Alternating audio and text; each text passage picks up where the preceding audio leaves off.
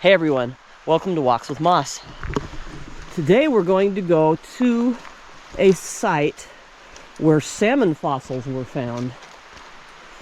You can see the fossils on display at the Greed Diamond headquarters in Shelton. I don't think there's fossils there anymore, but we can see the clay banks that the fossils came out of.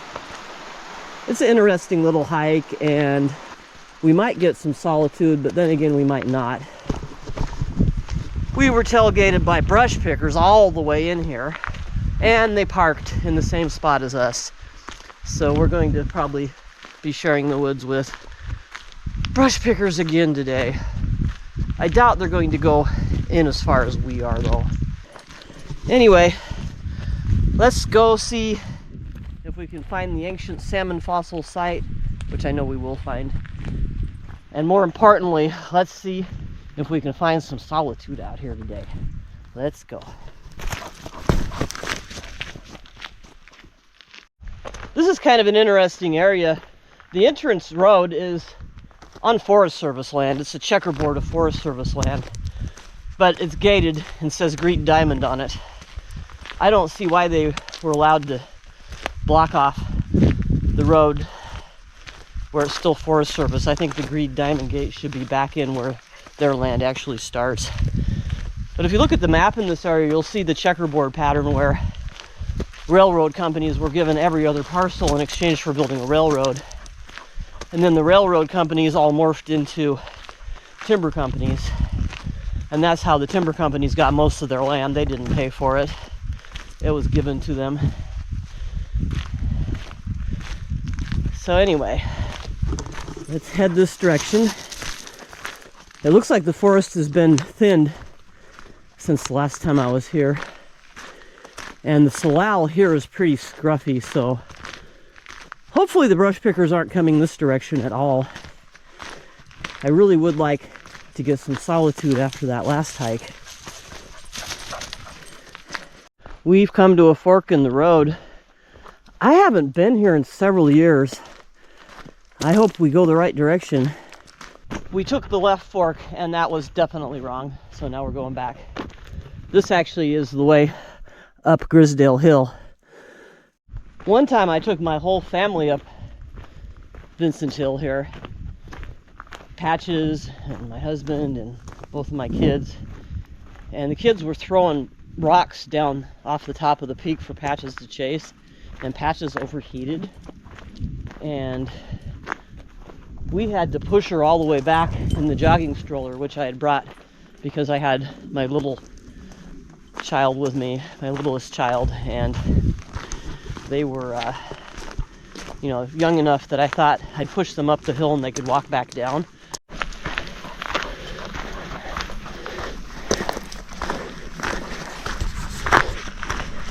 I learned something kind of interesting yesterday.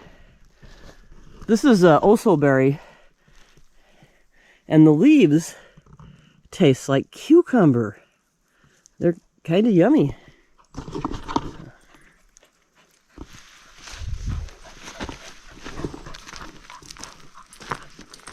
And I never knew to eat osoberry leaves before, but they are very, very cucumbery.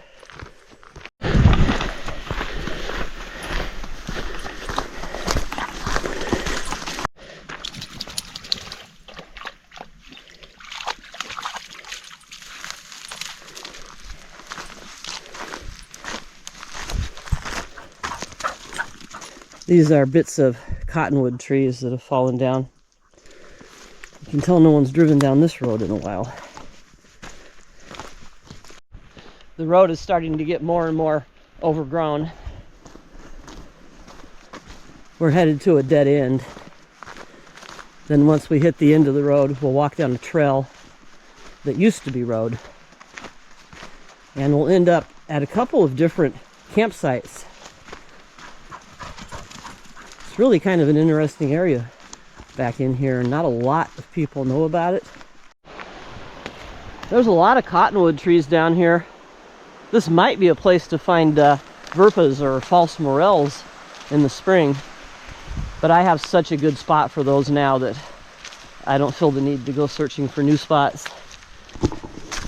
Fingers crossed that my morel spot that I discovered last year will be fruiting again this year. Morel spots don't fruit for very long, but I think you can get 2 seasons out of them here, at least in Western Washington. It is a very cold and frosty day. Growing on the road here, we have some Nithotricum moss, which is one of my favorites. It's absolutely gorgeous under the microscope. I won't be posting any recent microscopic pictures of this today, though. My microscopes are packed up because I'm hoping to move soon. But if I do manage to pull up some microscopic photos, I'll put them right here in the video.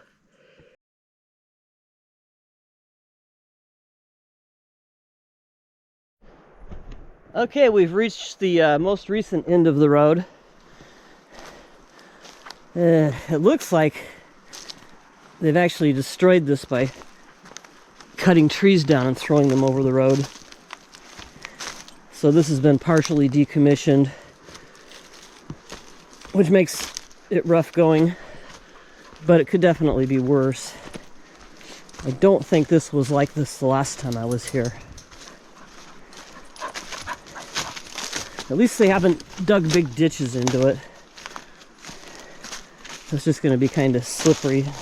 The decommissioned road kind of continues that way. And we're leaving the road now, going onto a trail.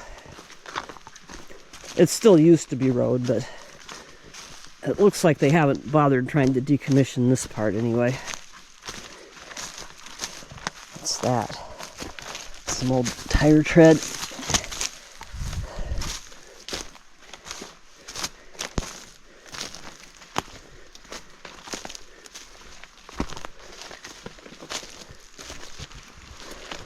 Well, I hope we're in the right place. This looks quite a bit different than the way I remember. There's a National Forest property boundary right there. I'm not sure if the fossil site is on Green Diamond land or on National Forest land. But there's a campsite down here that is definitely on National Forest land. Maybe we'll come down here and go camping one day. Just look at this steep old road going down here. I wonder what it was like driving one of those old semi-trucks, old logging trucks down a road like this. I drove a semi-truck myself for 3 or 4 years. And the trucks that I drove are now old by today's standards. Oh, here's something kind of cool that I haven't seen yet this year. This hair frost, which, believe it or not, is actually classified as a fungus on iNaturalist, because a fungus contributes to the making of this stuff. We've made it down to the river, and if I had started recording just 10 seconds sooner, there would have been a rabbit in this video. It went running off that way. So we are down to the river. I suspect that there used to be a building of some sort in this spot, the way it's been cleared and leveled out. And there definitely used to be a road that came all the way down here. So just over the edge of this bank is the fossil spot. Here we go. Here we are. See the clay down there and how it's laying in layers?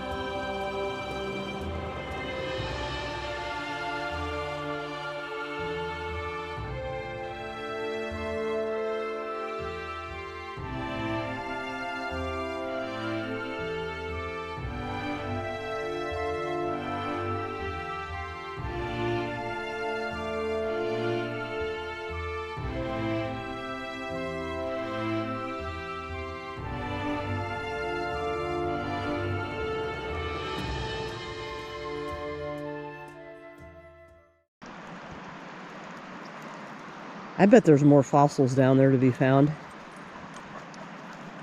This wouldn't be the time of year to look for them though. Come back in the summer when the water level's lower. Oh, here's some little frozen mushrooms. Very, very frozen. Not sure what they are.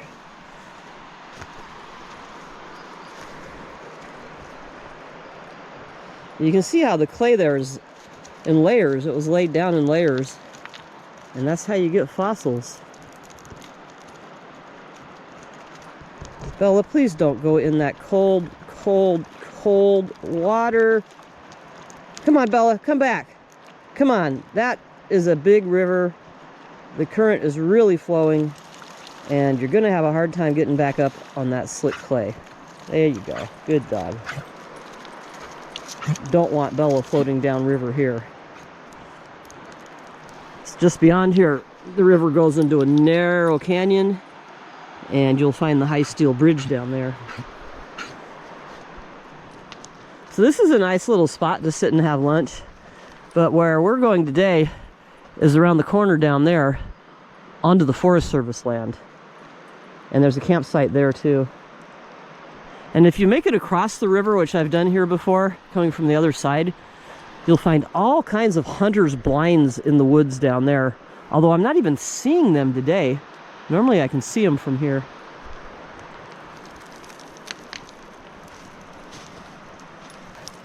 There's definitely less, a lot less bank here than there was the last time.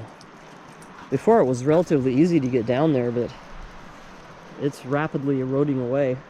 Much less clearing here as the river cuts over this direction. It was really fun to get a look down in that direction with my drone, because I always thought that if the water was low enough, you could walk down the river here and maybe end up under the high steel bridge. But I don't think so now. There was a waterfall. Bella's getting really wound up because these rocks keep falling off here.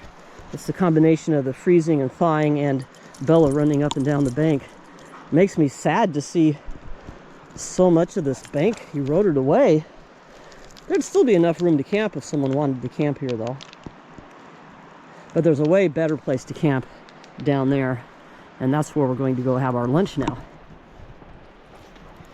I bet there's still some fossils in there though. I have no idea what the legality would be of going for them, because this might be on Green Diamond land, I'm not sure. Hopefully this trail still exists. I remember the trail being pretty close to the edge before the edge got so edgy. Bella, you are on a cornice, get back. This is a cornice here. See? Don't want to walk there. Gonna have to cut into the brush a bit and stay well away from that edge. The last thing I want is to fall into that cold, cold water when I'm this far from the car. Definitely a recipe for hypothermia. This is so undercut here. This is a little sketchy. This is way rougher going than it used to be, thanks to the trail getting washed away.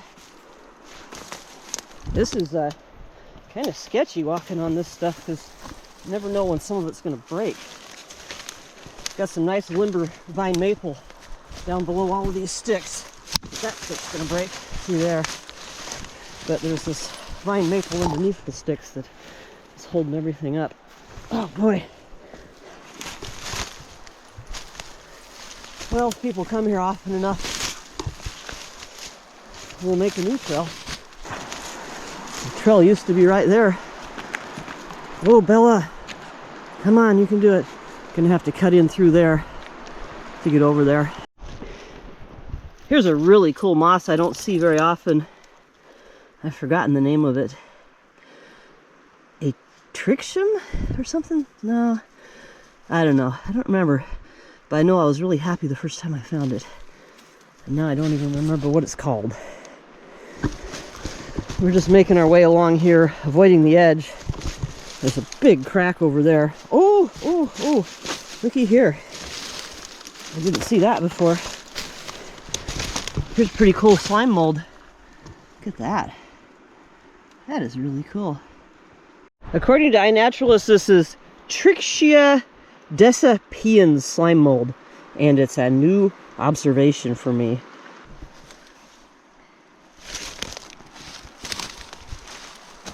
All right, crashing through this brush. Going out is going to be slightly easier because I've broken some of this brush down, tramped it down.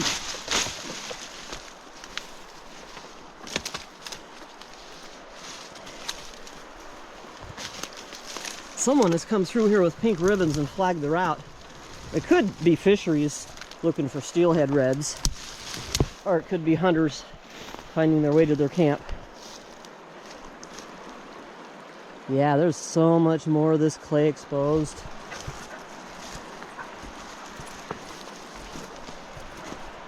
Be fun to come back here this summer and just look to see if there's fossils. Not take them, just look. Our actual trail cuts back into the woods a bit here, so this is now much easier going than it was.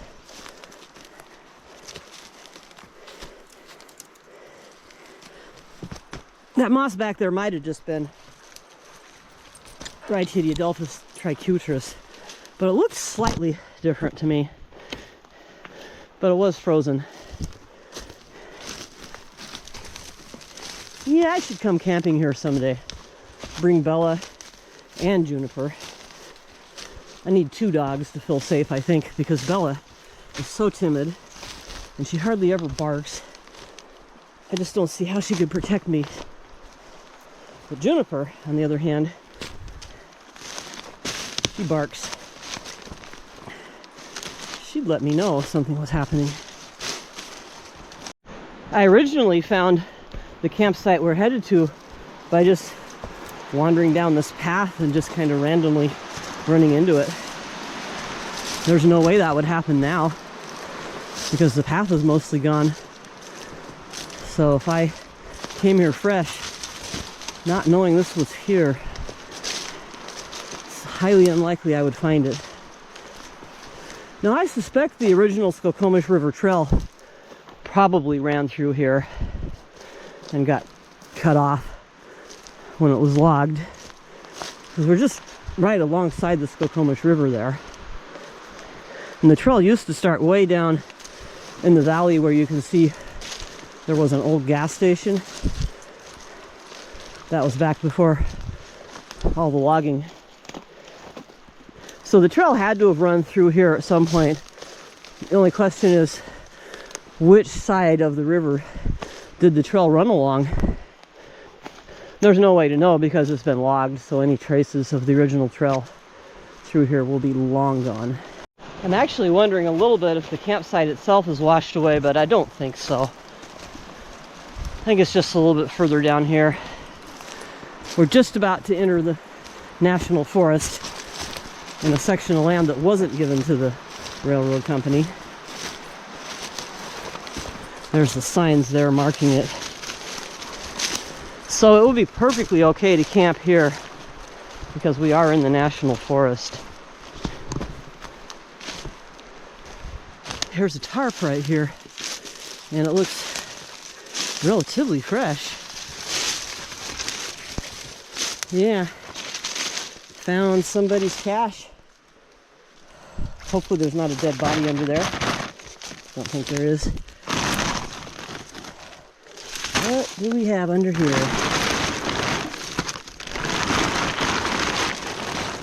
What have we got? Oh yeah. All kinds of camping supplies. And no one's been here for a while. In spite of being under a tarp, this is all soaking wet, filthy. Here's a sleeping bag, soaking wet. A little inflatable pillow, soaking wet. There's a cooler. Let's see what's in it. Oh, looky here. There's a pot and some cutlery and a fire starter. People are always leaving, oh, bullets. Wow, bullets and earplugs.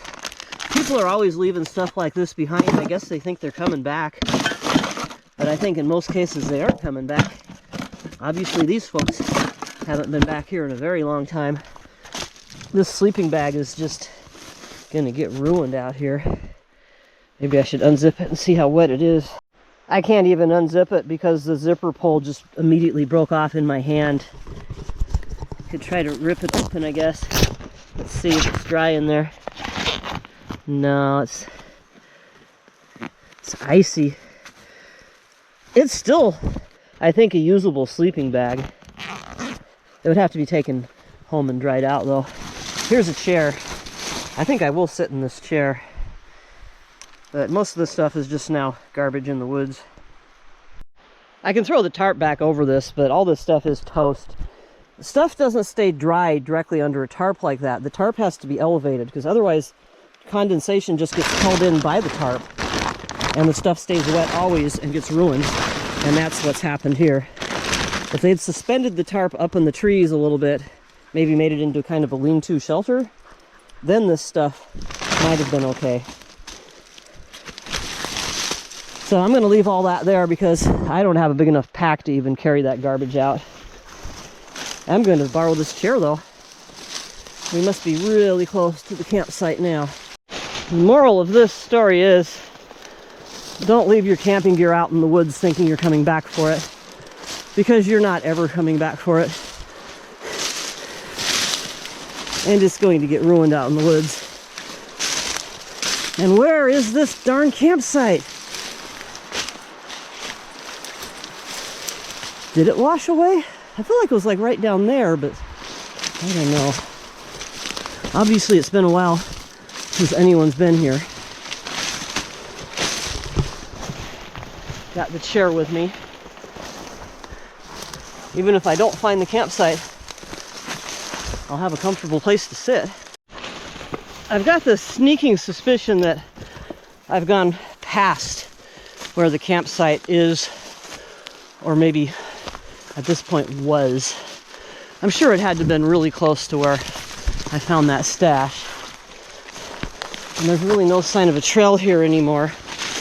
But I'm going to keep going this way a little bit. Remember, there was a gravel bar you could walk down to from there. I also remember coming back in these woods quite a ways past the campsite in the past just to explore. It stays flat for a while, and then it gets really steep. Now I'll keep plodding on forward.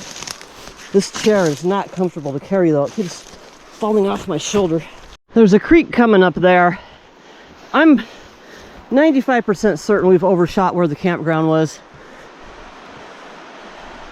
There's some nice rocks out there. I think maybe I've walked on them before, but that's not where the campground is.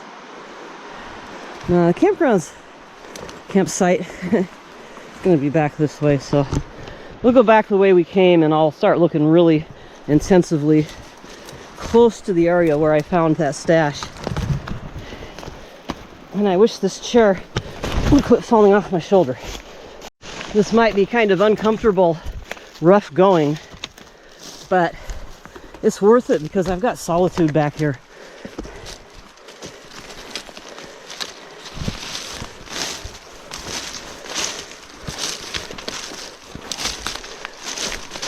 I'm going to stay as close to the river as I can as I walk back. That's my best hope of finding this campsite again. It was a decent sized campsite. It shouldn't be this easy to lose it. Here's the cooler that I found in the woods all those years ago. I wish I remember exactly where this was in relation to the campsite. This is a cool old Coleman cooler with a metal clasp, but it still had enough plastic to fall apart. Okay, where is this campsite? I think maybe it's right there. So now we've got at least 2 caches of what is now garbage back here. And this is all way more than I can carry out. I guess this is it right here. Yeah, found it. All right. So the first cache I found was on that side. So there's caches of garbage on either side. That tarp could be useful though. If I come back here to camp, I will use that tarp. I don't even have enough room in my pack to carry that tarp out today. Here we go. Yay! Found it. I'm gonna make a waypoint here. Here's an old campfire pit. It's not much left of this campsite though, really. I had a big campfire here once. Well, here we are though. Here's the campsite.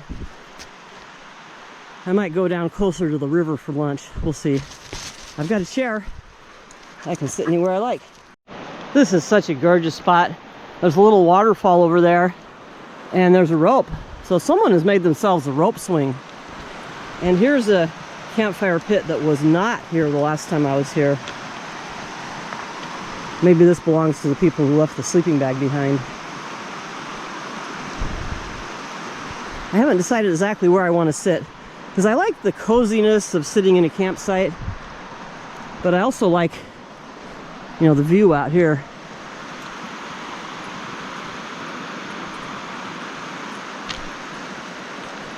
I think I'll go back and sit in the campsite though.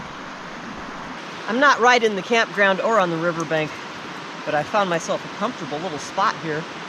Got a chair and a table, and I can just kick my feet up and wait for my water to boil and have a cup of coffee. Bella's wandering around over there. She's got her dog food here. There's no cell phone service here, so I'm going to use my really old DeLorme inReach to send a message so my loved ones will know where I'm at. I used to have a Spot Messenger, but it was so unreliable. They kept breaking, and they weren't honoring their warranty anymore. So I switched to the DeLorme inReach, and it's way more reliable. My first device broke, and they replaced it, and now I've had this device for maybe 10 years, and it's just going strong. And it gets the signal out way more reliably than Spot ever did. This is now owned by Garmin though, it's no longer DeLorme. I'm not a huge fan of Garmin because of the fiasco you have to go through to use your own maps that you paid for. So I'm gonna just keep calling this my DeLorme inReach. Yeah. So yeah, just gonna sit right here, kick my feet up, and have a cup of coffee in a little bit. This is the life. Bella, don't knock my pot over. I'm having a slightly different lunch today. It's kind of an impromptu peanut butter satay. That's the peanut butter there, and I've got a bunch of sriracha sauce in there, and a bunch of dried onions, and a bunch of dried cauliflower mushroom. Just gonna have that with my noodles. I need to get some more dehydrated green bell peppers, green and red bell peppers. They make a really nice combination with this satay. There's some salt in there too, and yeah, no mushrooms in there other than the cauliflower, and no razor clams. So just a slightly different mix than usual today.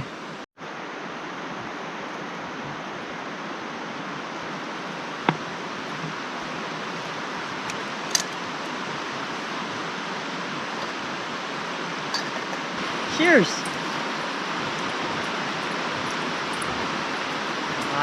This is the life. It's supposed to start raining around noon, so I got an early start today. Hopefully the rain holds off. If it does rain though, I can always pitch my tarp. This is a spot that has a perfect place to sit and the perfect configuration of trees and brush to pitch my tarp. That never happens. This is great. If it rains, we'll just sit here, and yeah, I intend to just spend a fair amount of time just sitting here and relaxing with my feet up. My lunch is just about ready. I think it's noodle time. Made myself some chopsticks out of some fallen alder branches. These look like they're nicely rehydrated. Here we go. It's easy to see how chopsticks were invented. Let's see how these noodles taste. Muy bien. They could be just a little bit more rehydrated though, so I think I'm going to add a little bit more fuel and heat them up just a little bit.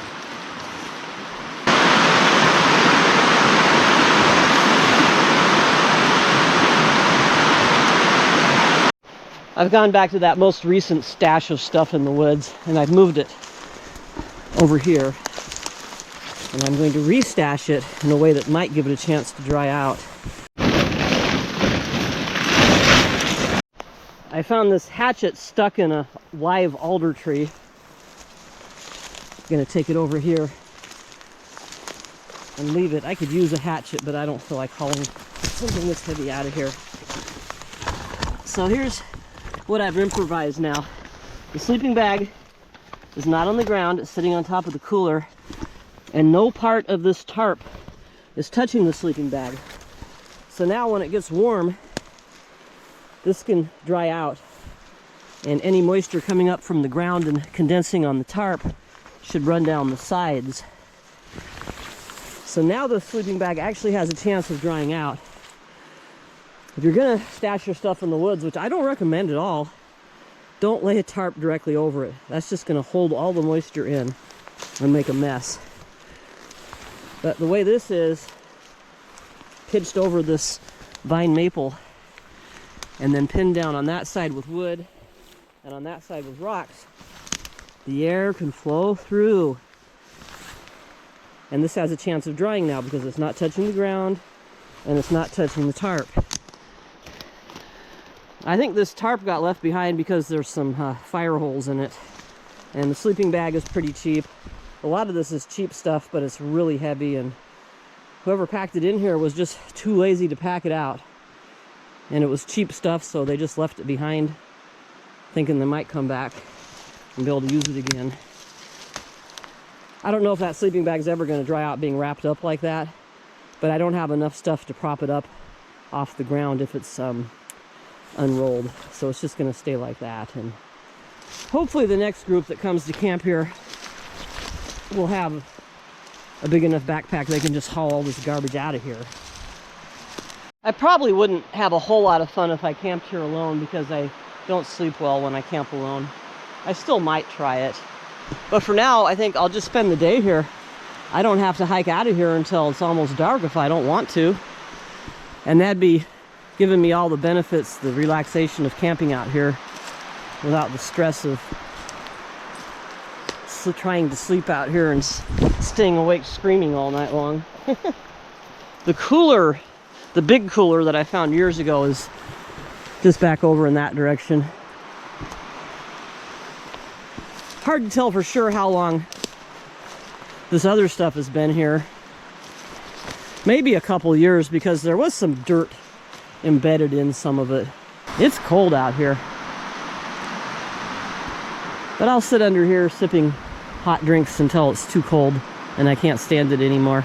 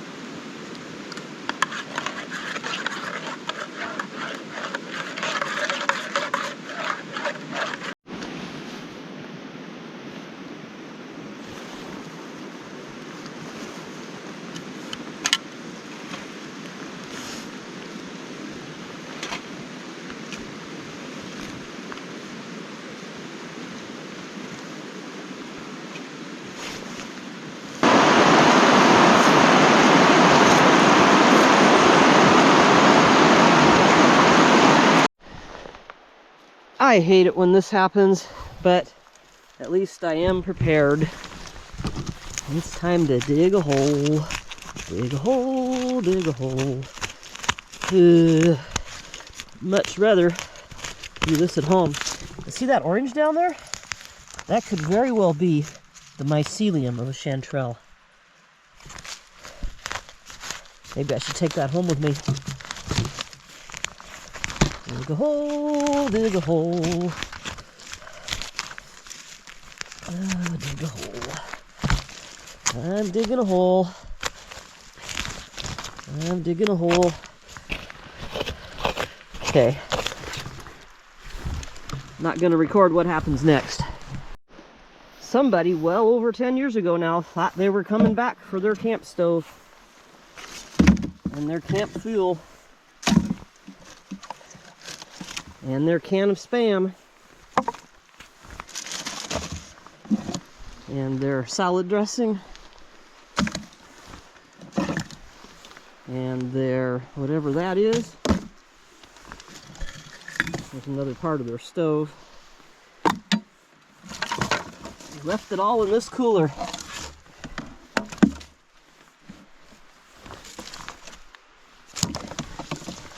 Bug spray, Tupperware. That might actually be actual Tupperware brand. This stuff's been out here a while. Let's see. Empty stove fuel,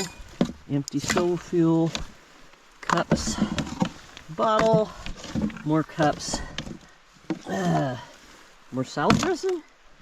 I don't know. Some aluminum foil. Just all kinds of random stuff that they could not be bothered to pack out. Too heavy to pack out. So they just left it there in a cooler. And now it's just garbage in the woods. But this is definitely older stuff here. It's been a while since you could get a Coleman cooler made out of metal. I wonder if I could fall asleep right here, right now. I think I could. I'm going to try taking a nap. What do you think, buddy? Want to take a nap? Yeah, let's have a nap.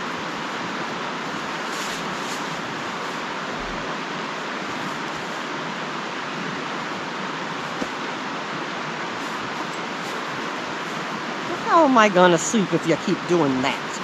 Huh? I wasn't able to sleep. It's too cold.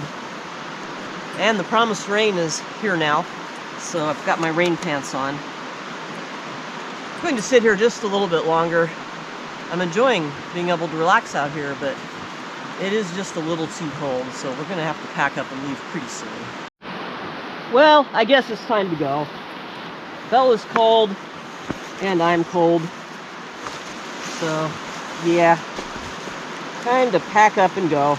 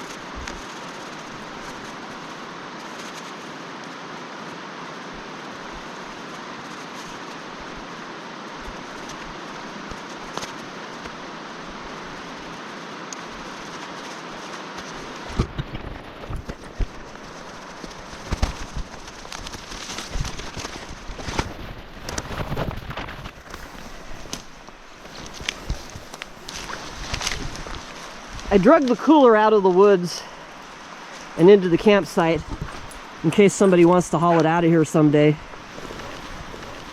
Also, it could make a nice seat. If someone wanted to camp here and have a fire, they could sit on this old cooler. What's the brand? It's got a name on there. What is it? Steel Bell D8? Coleman Steel Bell D80, I guess. Yeah. I kind of think maybe this was hauled in here before the road we came in on was closed. This is an awful heavy cooler to haul in here. So maybe it came by a car or an ATV, I don't know. So anyway, all the garbage I found in the woods is at least consolidated right here in the campsite in case anybody ever feels motivated to haul it out. And it's time for us to go. It's getting cold. Hope I have an easier time getting out of here than I had getting in. I might just try to go a little farther away from the river instead of trying to stay right along the edge of the river this time. It's pretty easy going in this area up here. It's just when I got down near the river that I had so much trouble climbing over logs and stuff and actually got a little bit injured.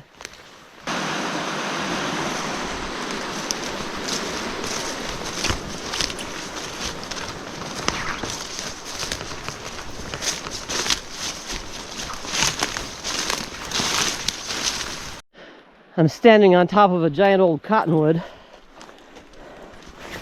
coming to the realization it doesn't matter what route I take through here, it's going to be rough going.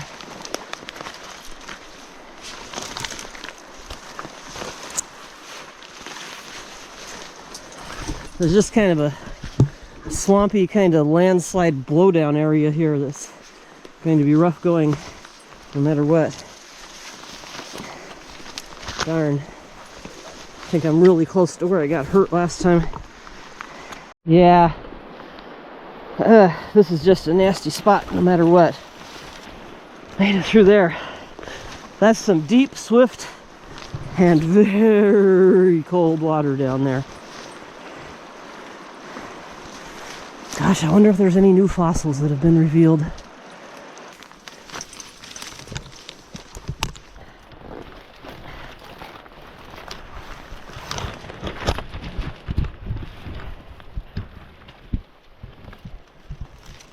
Trying to lift my left leg up over these logs and the ground's giving way under my right foot at the same time. Look at all the layers of sedimentation down there.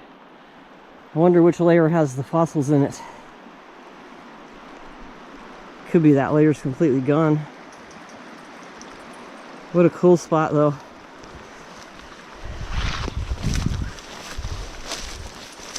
If there's time when I get home, if Green Diamond is still open, I'll go in there and video those salmon fossils. Hopefully they don't yell at me for it.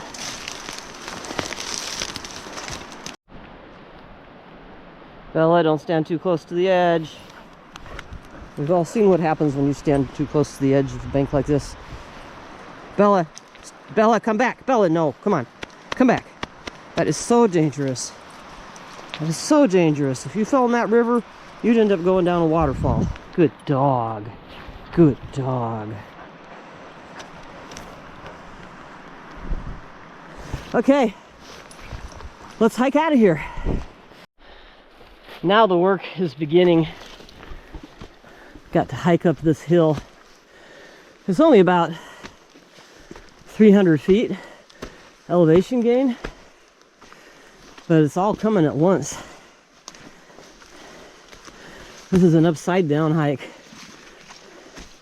You do most of the uphill hiking on the way out, like hiking down into the Grand Canyon.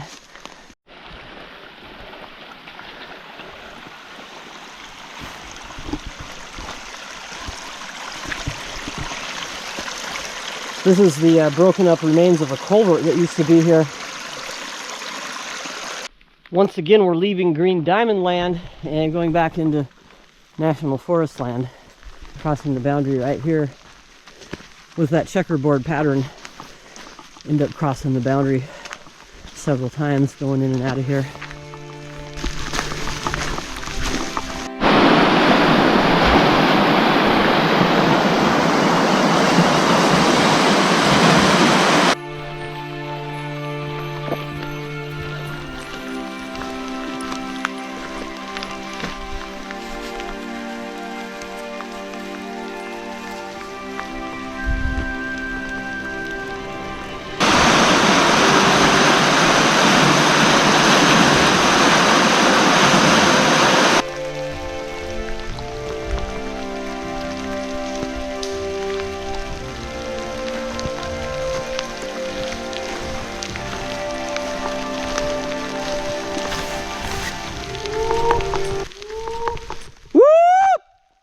I'm not a brush picker.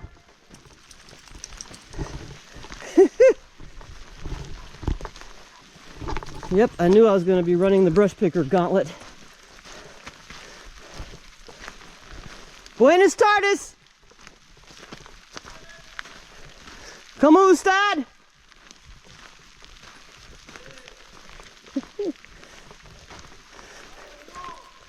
What? Fine, how are you?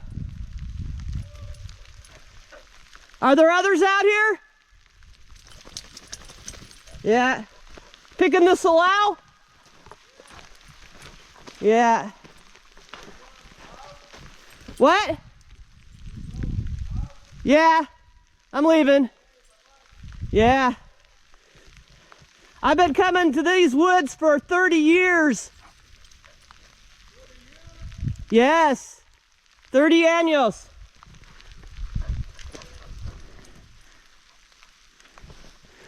Trying to get rid of me again. He's like, okay, bye-bye. Hasta luego! I will be back! This is the public forest. This is the national forest. It belongs to everyone.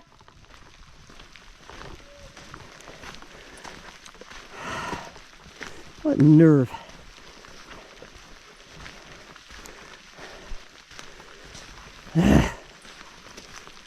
Well, it wasn't a nice hike until then.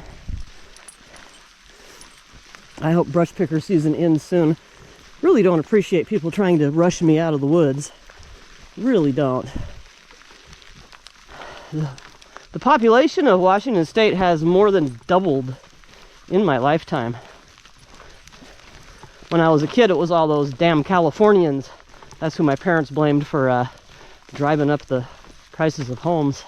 Anyway. Don't really hear about all those Californians anymore now, though. Yeah, I'm still relatively calm. My day has not been ruined. I really wanted to go back to the Wainuchi today, but with a half-inch of rain predicted here, that means there'd be probably half a foot of rain in the Wainuchi, and I didn't want to deal with the kind of rain that comes out of the Wainuchi. So coming here was a compromise. There was also another hike I wanted to do in this area, and I bet it would have been free of brush pickers, but it was about 10 miles with some elevation gain. Half of the elevation gain on the way out. And I wasn't sure if I was up for that, especially in this kind of weather. I didn't want to go any place quite that remote when it's this cold and wet. So I'll save that for another day. I might even take my bicycle on that route.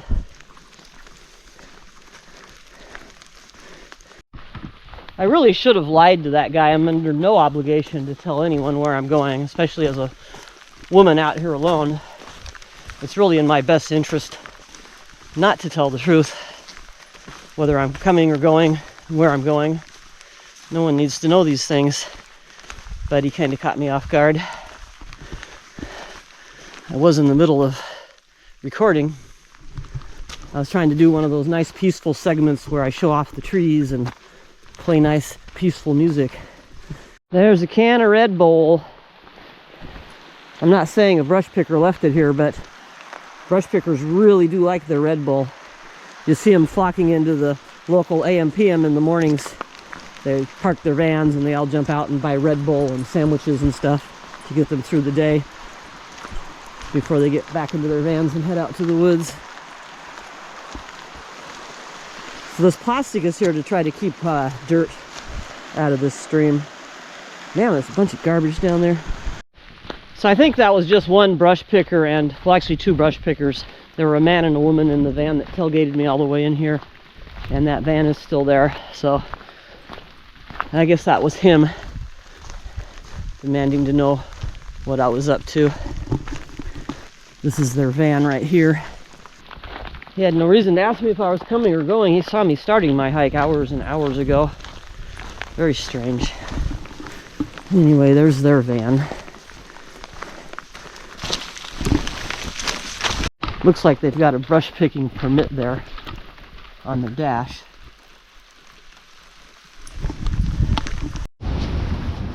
Okay, we're at Green Diamond headquarters, but they seem to be closed. Oh well. On the wall right there, you can see a picture frame, and there is a salmon fossil in that picture frame. So, I guess that's as good a look as we're gonna get at them today. They're closed. Pretty sketchy area near the Green Diamond headquarters. It's the site of the homeless shelter. It was a little bit nerve-wracking even parking here. Everybody's watching me. Oh, I think that blue truck over there just ran into a van too. Interesting. So anyway, this is the nexus of evil in Mason County, Green Diamond. And they have the biggest trees around, of course. Cut down all the public forests, but they got the biggest trees. And now this town, this county is just bankrupt now. There's a boom and bust town here. It's kind of ironic, across the street now you've got the homeless shelter.